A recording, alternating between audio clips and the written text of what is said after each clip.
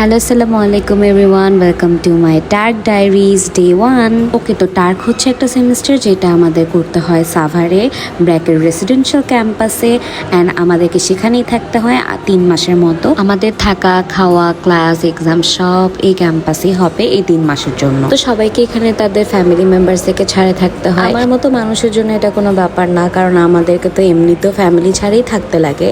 So আমরা হচ্ছে গিয়ে অনেক জ্যাম ঠেলে ফাইনালি চলে আসছি আরএসে, অ্যান্ড বিশ্বাসই হচ্ছিল না যে ফাইনালি আমরা আরএসে চলে আসছি। এদিকে অহনা প্রান্তিও আসছিল, ওদের আরএস যদিও বা হয়ে গেছে, বাট ওরা হচ্ছে ঘুরতে আসছিল প্লাস আমাদেরকে রাখতেও আসছিল।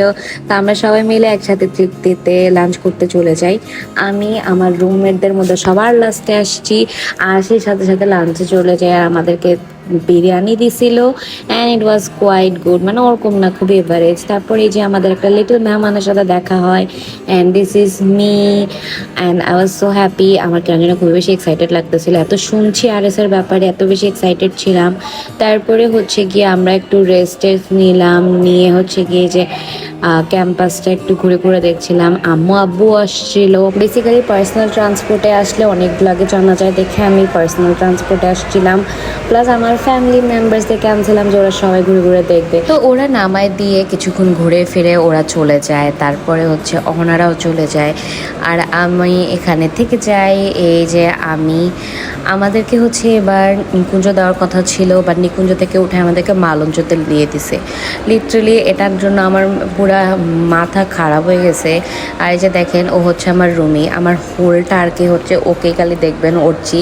আর এই যে অহনা হচ্ছে কি আমাদেরকে রেখে তারপরে ওরা চলে গেছিলো।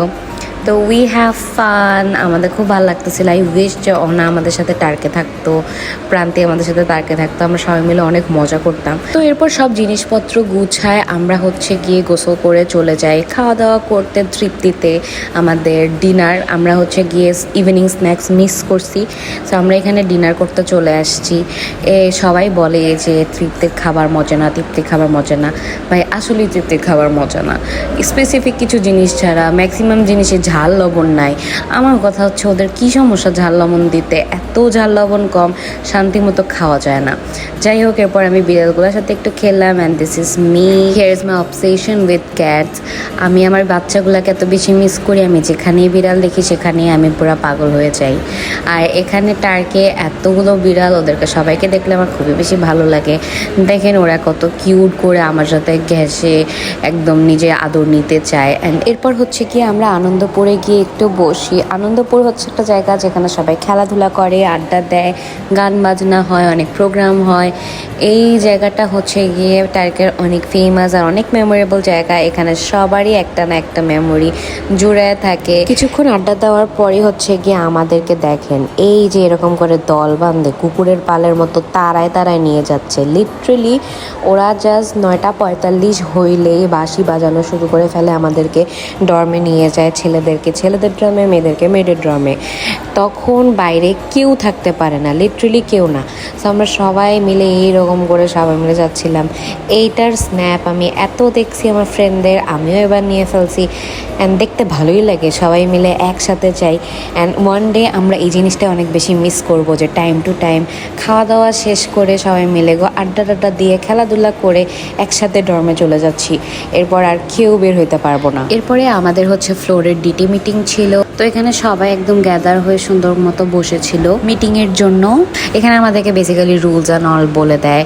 সো এরপর আমরা রুমে গিয়ে সবাই মিলে আম খাচ্ছিলাম, হাসাহাসি করতেছিলাম। এই 3টা মাস আমি এদের 4 জনের সাথেই থাকবো, আর আমি হচ্ছে রুম ট্যুর দিতে পারিনি কারণ আমি ভুলে গেছি। তো যাই হোক, রুমগুলো একদম ভালো না, দেখারও তো দরকার নাই। তো আমি আর অর্চি ছিলাম হচ্ছে উপরের বেডে, আর ঐশী আর আনিকা ছিল ওরা নিচের বেডে। তো এদিকে আমি দিনাজপুরের মানুষ, ভাই আম লিচু ছাড়া আমি যাইতে পারি? তো আমি লিচু নিয়ে গেছিলাম, আর সাথে 20 কেজি আম পাঠাইছিল আব্বু, লাইক লিটারালি 20 কেজি আম। আই ডোন্ট নো আমি এগুলো কবে খেয়ে শেষ করব। তো যাই হোক, এই ছিল আমার টার্কের ফার্স্ট দিন।